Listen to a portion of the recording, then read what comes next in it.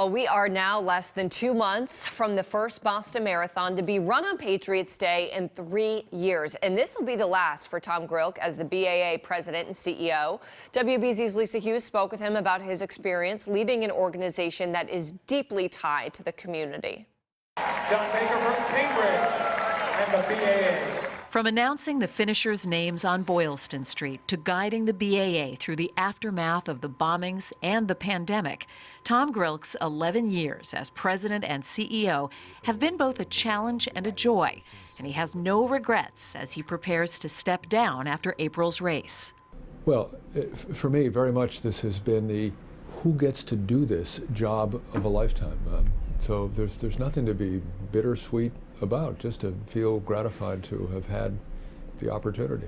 His priorities center on community, to improve health and wellness through running or walking. The point, to get people moving. We're looking at a place in Boston now where perhaps you could put up a bubble in the wintertime so that people who can't get out and walk during cold months can get together someplace. The Reggie Lewis Center is jammed. Other places, and there are very few of them, are also jammed. So could we get started by helping with that? So that's in the first stages of process now.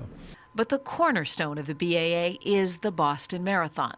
For all its history and the meticulous planning that goes into the race, Grilk says responding to unpredictable events always gave his team a chance to shine. One's job as leader is really setting the stage so that all those people can do those things as well as they do. Because when challenge comes, you as the leader, you're not going to be there to have it actually play out in individual interactions along the way. Other people will do it. And to sit with them afterwards and say, we did it. It's wonderful. And he'll have the opportunity to do that one last time as the 126th Boston Marathon returns to its traditional Patriots Day running at full strength. We're coming back to 30,000 people running again. The better part of 10,000 volunteers, brings out hundreds of thousands of spectators, brings out a great many charity runners who have now brought in more than $400 million over the years.